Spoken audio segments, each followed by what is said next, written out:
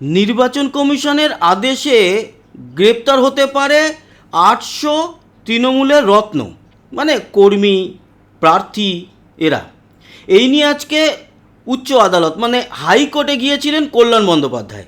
তিনি একটি মামলা দায়ের করার অনুমতি চান এবং আদালত মামলা দায়ের করার অনুমতি দেয় এবং মামলাটি হয়। যে তড়িঘড়ি এই ভোটের মধ্যেই 800 জনকে টার্গেট করে তুলে নেবে পুলিশ এবং সেই আদেশ নাকি নির্বাচন কমিশন দিতে চলেছে বা এক প্রকার দিয়ে দিয়েছে, তাতে হাইকোর্ট হস্তক্ষেপ করুক, বিষয় এটা। এবার একটা তালিকাও জমা দিয়েছে হাইকোর্টকে, বলছে এদের তুলতে পারে এবং তৃণমূল তো ভালো করেই জানে তাদের রত্ন কারা। সেই রত্নগুলোর নাম দিয়েছে, আমি আপনাদেরকে জানাবো কোন কোন ডিস্ট্রিক্টে কার কার নাম এসছে, কাদেরকে তুলে নিতে পারে। আজকে একটা প্রেস কনফারেন্স ছিল, সেখানে ডেরেক ওব্রায়েন এবং শশী পাজা দুজনে মিলে বলেছেন, বা বিশেষত ডেরেক ওব্রায়েন বলেছেন আগামী 150 ঘন্টা খুব বিপজ্জনক, সাবধানে থাকতে হবে। তার মানে এই 150 ঘন্টার মধ্যেই কি এই 800 জনকে তুলে নেবে পুলিশ এবং অবশ্যই নির্বাচন কমিশনের আদেশে? সেটা তো দেখা যাবে, সম্ভাবনা তো রয়েছে। মাননীয় মুখ্যমন্ত্রী বা বিদায়ী মুখ্যমন্ত্রী মমতা বন্দ্যোপাধ্যায়ও জানেন, তাই বারবার স্টেজে এই কথাই বলছেন। আজকে বলতে গিয়ে এক জায়গায় প্রধানমন্ত্রী নরেন্দ্র মোদীকে গালিও দেন। তবে এই যে জায়গাটা, সেখানে আমার ব্যক্তিগতভাবে একটু কনফিউশন আছে। সম্ভবত এইখানটায় বলতে গিয়েছিল যে ভাল লাগে না, সেখানে এটা মনে হয় হয়ে গেছে। তো এত জনসভাতে অনেকেরই হয়। আজকে যেরকম উত্তরপ্রদেশের মুখ্যমন্ত্রী যোগী আদিত্যনাথ, তিনিও কিন্তু একটা ভুল করেছেন। তিনি নেতাজির যে বাণী, মানে তোমরা আমাকে রক্ত দাও আমি তোমাদের স্বাধীনতা দেব, সেটা ভুল করে বিবেকানন্দ নামে বলে ফেলেছিলেন। পরে অবশ্য ম্যানেজ করে নেন। তো এই সমস্ত ব্যাপার ছোটোখাটো হতে পারে, যদিও মমতা বন্দ্যোপাধ্যায়ের ব্যাপারটা আমার ব্যক্তিগতভাবে মনে হচ্ছে ওটা ভাল লাগে না বলতে গিয়েছিল। যাই হোক, এই 800 জনের মধ্যে যারা রত্নদের মধ্যে আবার নবরত্ন, তাদের নামগুলো কি কি জানাই। মানে নবরত্ন বলতে যে 9 জনের নাম জানাবো তা নয়, যে তালিকা দেওয়া হয়েছে তার থেকে বিশেষ বিশেষ নামগুলো আপনাদেরকে শোনাই। ছবি লাগানোর সময় নেই, ছবি লাগাতে পারতাম কিন্তু প্রচুর এডিটিংয়ের টাইম যাবে। শুধু আমি নামগুলো বলছি, আপনার অঞ্চলের রত্নদেরকে চিনে রাখুন। প্রথমেই আসি উত্তর থেকে, কোচবিহার পরেশ অধিকারী, বিধায়ক তথা 2026-এর তৃণমূল প্রার্থী, এবং অভিজিৎ দে ভৌমিক কোচবিহার দক্ষিণের প্রার্থী, প্রাক্তন সাংসদ পার্থপ্রতিম রায়, উদয়ন গুহ বিধায়ক এবং দিনহাটার প্রার্থী এই 2026-এর। এছাড়া আরও আছে, এখানেই শেষ নয়, আছে, শুনে যান, আপনার অঞ্চলেও আসছে, বড় মাথা কে। এই যে উদয়ন গুহসহ আরও অনেকের যে নাম দিয়েছে, আরও অনেকের মধ্যে কোচবিহারে অনেকের নাম আছে, সবার নাম এখানে তুলে ধরা সম্ভব নয়, আমি মাথাগুলোর কথা বলছি। এবার আসি আলিপুরদুয়ার, অজিত বর্মন, ভিক্টর বর্মন কুমারগ্রাম, এবং মনোরঞ্জন দে সহ আরও অনেক মানে আছে। ওই 800 জনের নাম তো আর এখানে প্রকাশ করা যাবে না, তাই মোটামুটি যারা চেনা পরিচিত রত্ন তাদের নামগুলোই বলছি।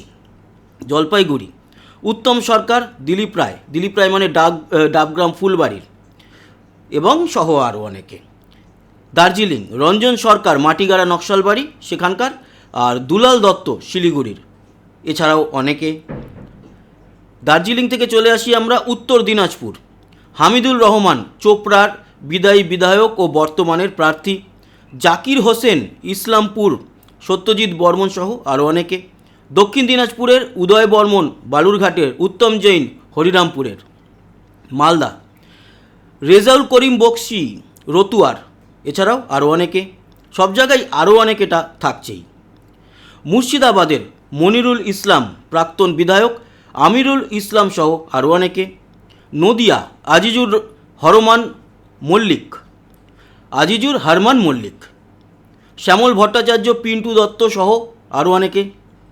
উত্তর 24 পরগনা, নারায়ণচন্দ্র ঘোষ বনগাঁ উত্তরের, নারায়ণ গোস্বামী স্বরূপনগর সহ আরও অনেকে।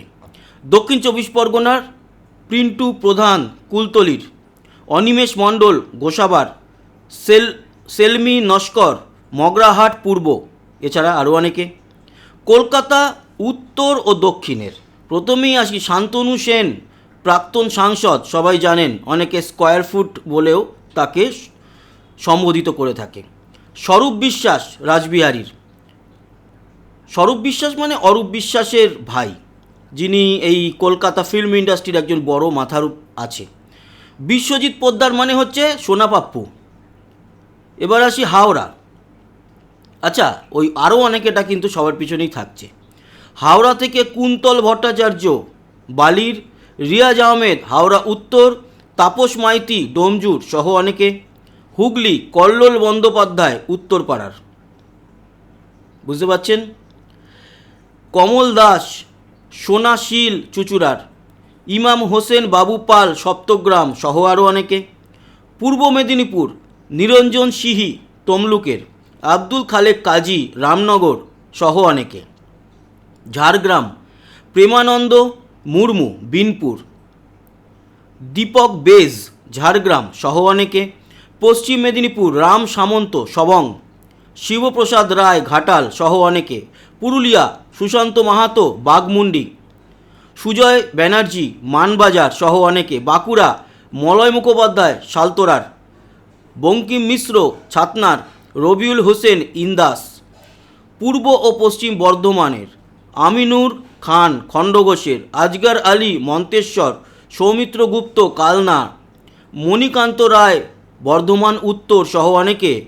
বীরভূম পীযূষ পাণ্ডে দুবরাজপুরের, বিকাশ রায় চৌধুরী সিউড়ির, আলী মুর্তাজা খান মুরারাই এই সহ অনেকে। এবার কমিশন কি বলেছে? কমিশনের দাবি, কোনো রাজনৈতিক নেতাকর্মীকে চিহ্নিত করে গ্রেপ্তার করতে বলা হয়নি। নিয়ম অনুযায়ী গ্রেপ্তারি পরোয়ানা জারি হয়েছে এমন ব্যক্তিদের নির্বাচনের আগে গ্রেপ্তার করতে বলা হয়েছে। এছাড়া দাগি আসামিদেরও গ্রেপ্তার নিশ্চিত করতে বলা হয়েছে। কমিশনের বক্তব্য, সুষ্ঠুভাবে ভোটের জন্য এমন পদক্ষেপ করা হয়েছে। এই নিয়ম আগেও ছিল, অনেক ক্ষেত্রে হয়তো তা কার্যকর হয়নি, এবার কার্যকর করতে বলা হয়েছে। এখন প্রশ্ন হলো, এই খবর কোথা থেকে পেলেন তৃণমূলের লোকজন? আগে থেকে এই হাইকোর্টে গিয়ে মামলা দায়ের করতে হলো। দেখা যাক কি হয়। তবে কিছু একটা যে হচ্ছে এটা আন্দাজ করা যাচ্ছে। এখন কী ঘটে এবং 150 ঘন্টা কেন খুব গুরুত্বপূর্ণ তৃণমূলের কাছে, সেটা দেখতে হবে, জানতে হবে। আর তার জন্য সঙ্গে জুড়ে থাকতে হবে। সাবস্ক্রাইব করে রাখুন চ্যানেলটি। আর লাইভগুলো আপনারা তো নিশ্চয়ই দেখছেন, অন্যান্য খবরও থাকছে দ্য বেঙ্গল টিভি চ্যানেলে। ভালো থাকবেন, সুস্থ থাকবেন। ভোটের সমস্ত খবরাখবর আমাদের এখান থেকে পেয়ে যাবেন। ধন্যবাদ, টাটা।